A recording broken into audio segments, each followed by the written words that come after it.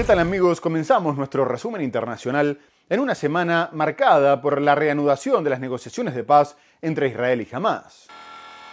Israel anunció el sábado por la noche que envió un equipo a Qatar para mantener negociaciones indirectas sobre una tregua y la liberación de rehenes en Gaza. La tregua de 60 días incluye la liberación de 10 rehenes israelíes vivos en manos de Hamás. La ONU afirmó el viernes que cientos de gazatíes murieron desde finales de mayo durante repartos de ayuda. El presidente de Irán acusó a Israel de intentar asesinarlo. El presidente ucraniano dijo el viernes que la llamada con su par estadounidense trató especialmente sobre las posibilidades de defensa aérea de Kiev.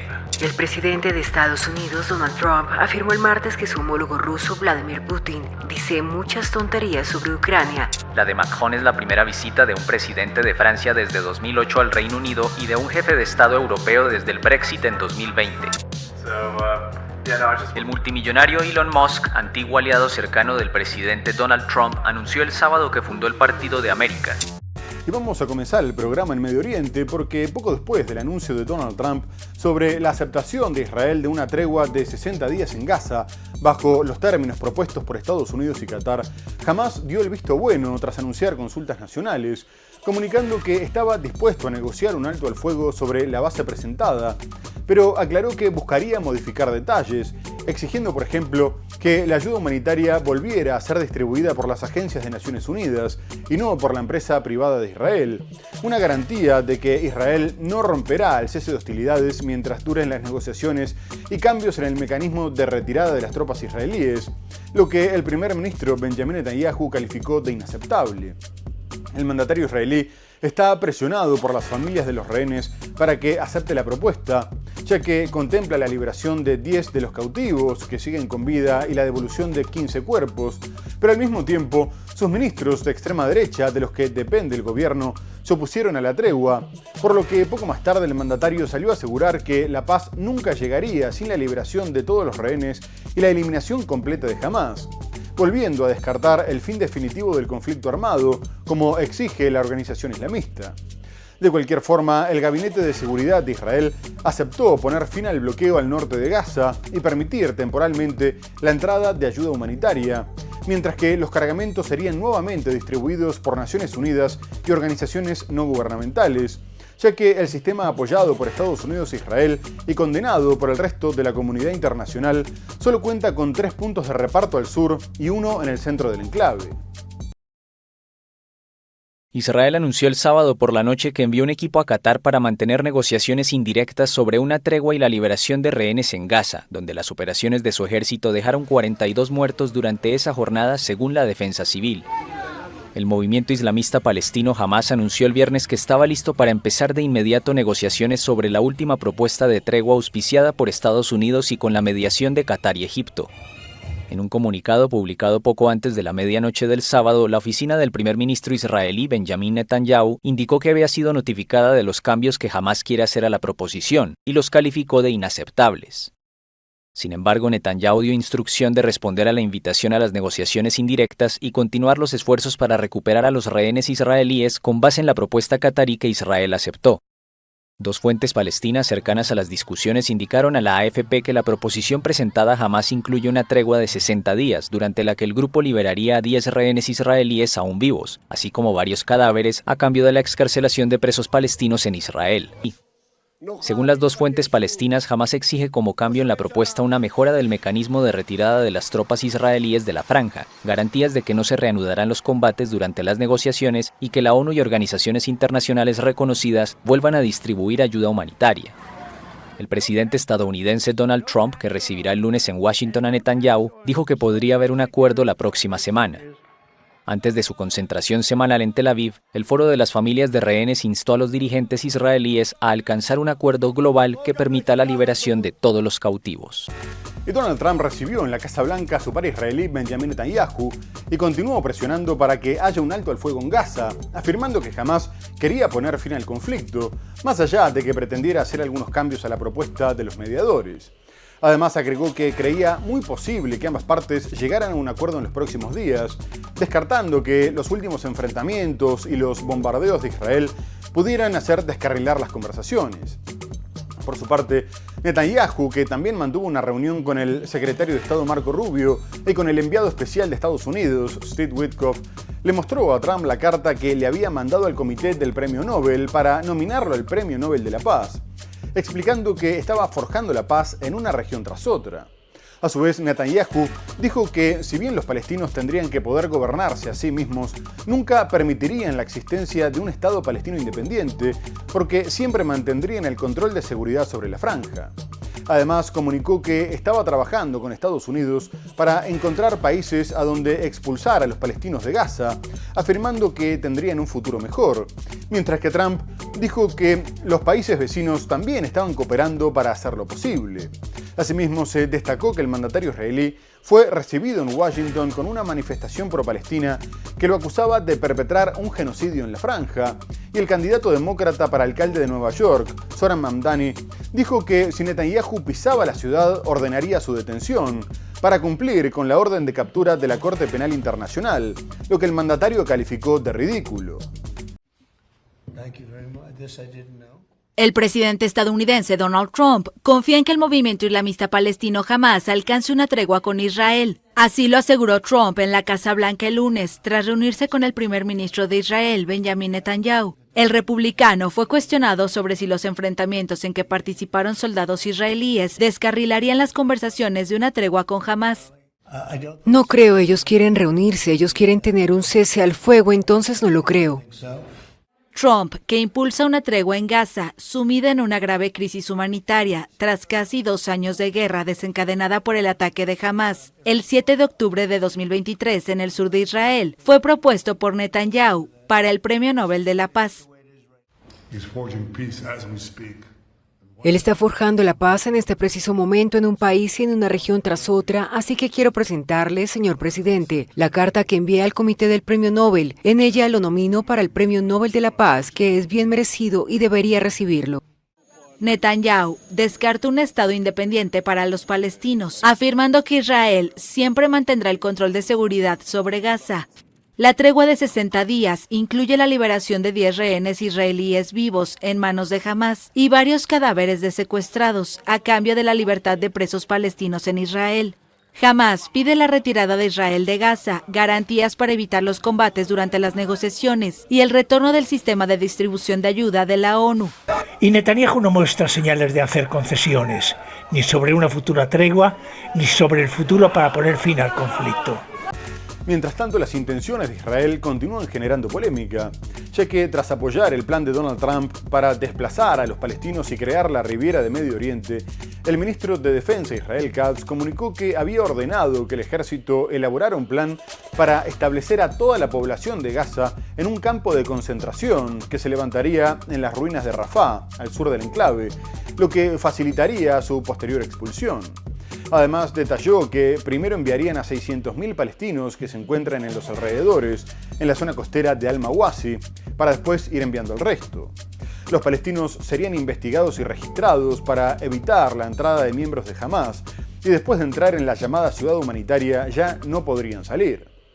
A su vez, aseguró que el objetivo era separar a la población civil de los combatientes de la organización islamista y podría facilitar la distribución de ayuda humanitaria, ya que se abrirían otros 4 centros de reparto y la zona estaría gestionada por organismos internacionales, aunque el ministro de Defensa reconoció que el objetivo final era promover la inmigración voluntaria hacia otros países. Y al mismo tiempo, Israel continuó con los ataques indiscriminados contra la gente que va a buscar ayuda humanitaria a los centros establecidos, dejando varios muertos en una instalación de reparto en Rafah.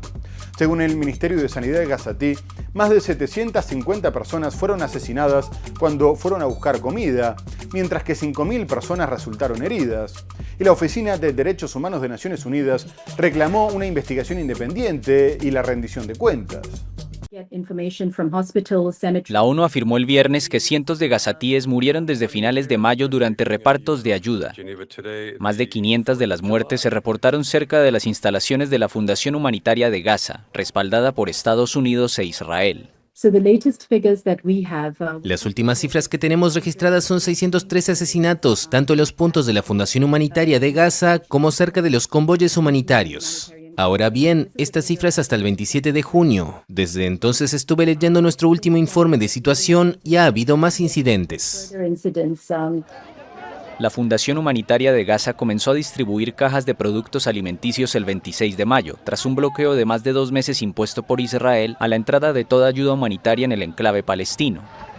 Las distribuciones dieron lugar a escenas caóticas, con el ejército israelí disparando en varias ocasiones en un intento de contener a cientos de palestinos desesperados. En cuanto a quién es responsable, está claro que el ejército israelí ha bombardeado y disparado contra palestinos que intentaban llegar a los puntos de distribución. ¿Cuántos asesinatos? ¿Quién es responsable? Necesitamos una investigación, acceso, una investigación independiente y rendición de cuentas por estos asesinatos. La ONU y las principales organizaciones de ayuda en Gaza se han negado a trabajar con la fundación, alegando que sirve a objetivos militares israelíes y viola principios humanitarios básicos. La organización, que utiliza contratistas armados para garantizar la seguridad en sus centros, niega que se hayan producido incidentes en las inmediaciones de sus 4 centros de distribución. Mientras tanto, continúa la tensión entre Israel y el grupo chií libanés Hezbollah, que descartó renunciar a las armas hasta que Israel no se retirara completamente del territorio.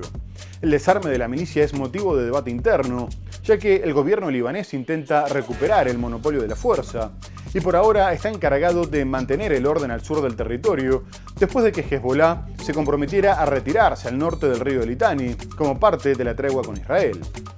Pero a pesar del apoyo internacional, es incapaz de dar demasiadas garantías en medio de los ataques casi diarios de Israel y su resistencia a retirar sus tropas, aunque era una de las condiciones del alto el fuego. Y en este contexto, el líder de Hezbollah, Naim Qassem, dijo que era necesario mantener ciertas capacidades de defensa mínima, porque de lo contrario, nada impediría que Israel entrara en las aldeas para matar en sus casas a jóvenes mujeres y niños.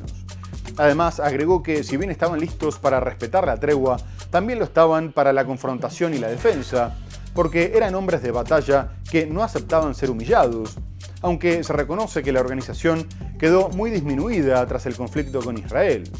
Asimismo, mientras Estados Unidos intenta ampliar los acuerdos de Abraham para que los países de la región normalicen sus relaciones con Israel, y el ministro de Exteriores israelí, Gideon Sa'ar, afirmara que estaban interesados en sumar a Siria y el Líbano al círculo de paz, Hezbollah adelantó que no aceptarían la normalización de las relaciones diplomáticas con Israel, una postura que le impediría al gobierno dar ese paso.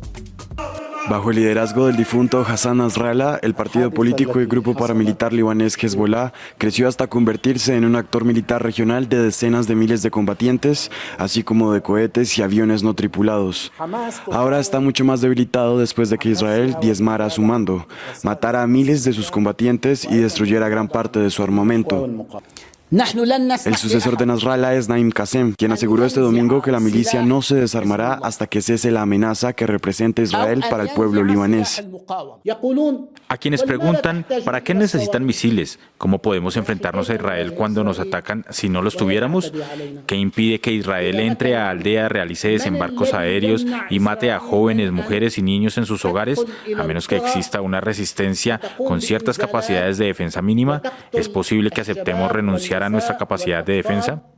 Ahora se informa de que Hezbollah está considerando reducir su papel como movimiento armado sin desarmarse del todo.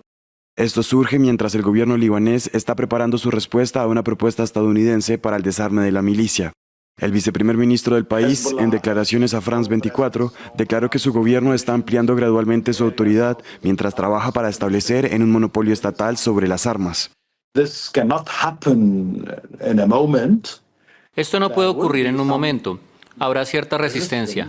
Esperamos que la resistencia sea política. Este es el significado que intentamos dar a esas encendidas declaraciones que oímos de vez en cuando de los líderes de Hezbollah.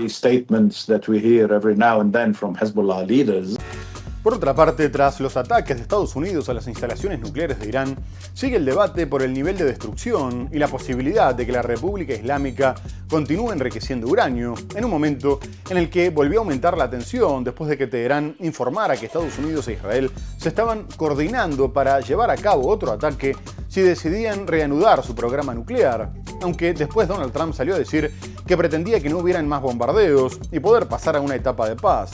agregando que si veía un cambio de actitud le encantaría levantar las sanciones porque Irán tenía un gran potencial y quería verlos crecer.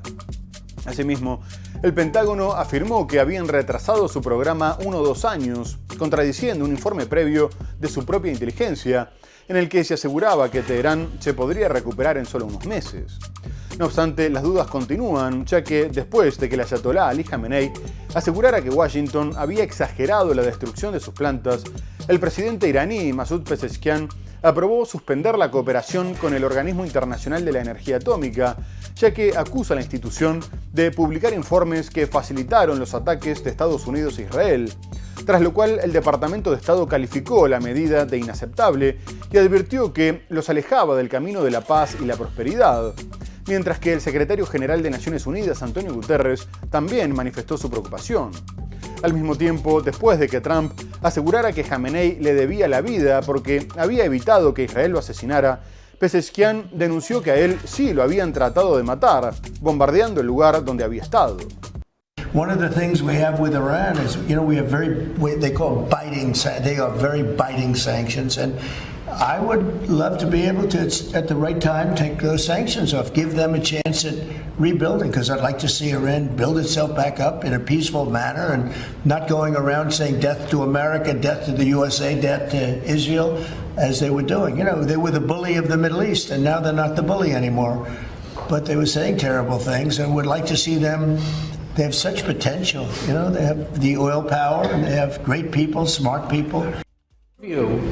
Is the war between Israel and Iran over, or do those talks need to happen before you can? Well, I would say that the best man to answer that is the Prime Minister. But I will tell you that in my view, I hope it's over. Yeah, I think Iran wants to meet. I think they want to make peace, and I'm all for it. Now, if that's not the case, we are ready, willing, and able. But I don't think we're going to have to be. But el presidente de Irán acusó a Israel de intentar asesinarlo. Masoud Pezeshkian dijo en una entrevista concedida al presentador estadounidense Tucker Carlson, difundida el lunes, que las fuerzas israelíes intentaron bombardear la zona donde tuvo lugar una reunión a la que asistió, sin precisar si esto se produjo durante la breve guerra entre ambos países del mes pasado. El conflicto estalló cuando Israel lanzó el 13 de junio bombardeos contra Irán que mataron a altos mandos militares y a varios científicos vinculados al programa nuclear iraní. En su defensa, Israel asegura que lanzó sus bombardeos para impedir que Irán se dote de armas nucleares, pese a que Teherán sostiene que su programa tiene fines civiles. Más de 900 personas murieron en Irán durante el conflicto, según las autoridades judiciales de la República Islámica. Y ahora vamos a dejar Medio Oriente para hablar de la guerra en Ucrania, ya que los mandatarios de Estados Unidos y Rusia, Donald Trump y Vladimir Putin, mantuvieron una conversación telefónica por sexta vez desde que el norteamericano volvió a la Casa Blanca, ya que este presiona para alcanzar un alto al fuego con Ucrania y al mismo tiempo abordaron otros conflictos internacionales. Poco antes, Estados Unidos había anunciado que tendría que incumplir con las entregas de armas a Kiev prometidas durante el gobierno de Joe Biden porque tenía que priorizar su propia seguridad, lo que fue celebrado por el Kremlin, que dijo que la medida aceleraría el fin de la guerra.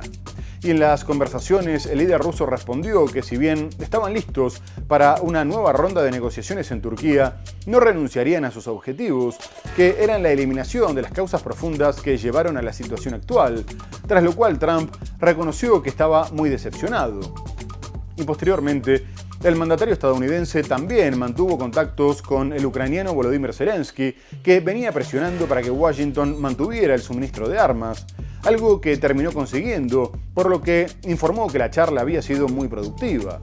De cualquier forma, tanto la conversación entre Putin y Trump como el hecho de que también el presidente francés Emmanuel Macron haya llamado al ruso por primera vez desde el 2022 parece haber confirmado el fin de la estrategia de aislamiento adoptada por Occidente, algo que se vio acelerado por el conflicto en torno al programa nuclear de Irán, ya que quieren confirmar la postura de Rusia teniendo en cuenta que es su aliado en la guerra contra Ucrania y le había pedido ayuda para enfrentar las amenazas de Estados Unidos e Israel, y Putin defendió el derecho de Irán a mantener un programa nuclear pacífico.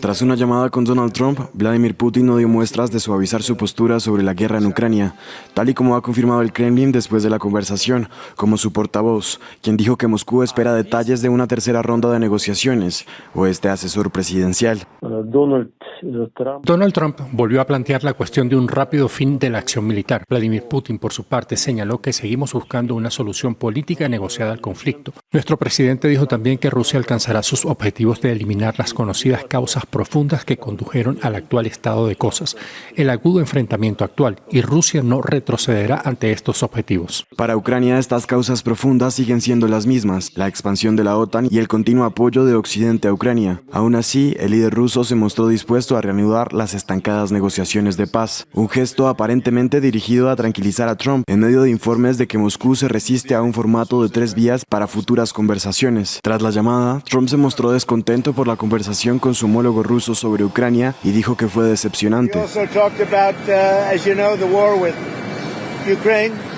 También hablamos sobre Ucrania y no estoy contento con eso. No lo estoy. No hice ningún progreso con eso hoy en lo absoluto. Conversación telefónica entre Donald Trump y Volodymyr Zelensky. El presidente ucraniano dijo el viernes que la llamada con su par estadounidense trató especialmente sobre las posibilidades de defensa aérea de Kiev y anunció que ambos dirigentes acordaron trabajar juntos para reforzar la protección del cielo ucraniano. El diálogo tuvo lugar tras el mayor bombardeo ruso contra la exrepública soviética desde el comienzo de la guerra en 2022.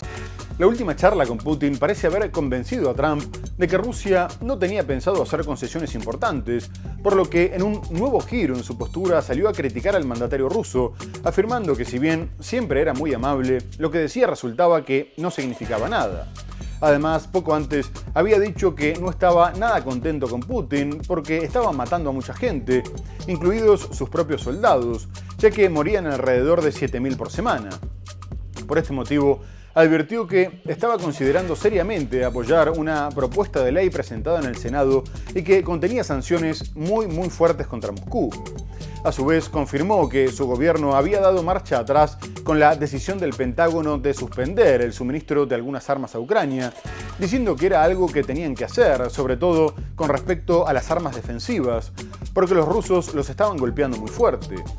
Y poco después del nuevo giro de Washington, el exmandatario y actual vicepresidente del Consejo de Seguridad de Rusia, Dmitry Medvedev, respondió que Trump había vuelto a columpiarse políticamente, diciendo que estaba satisfecho con la conversación con Putin para después mostrarse decepcionado, o anunciando que no suministrarían armas para contradecirse unas horas más tarde, lo que demostraba que su país tenía que hacer caso omiso a las declaraciones de Trump y continuar trabajando para alcanzar sus objetivos.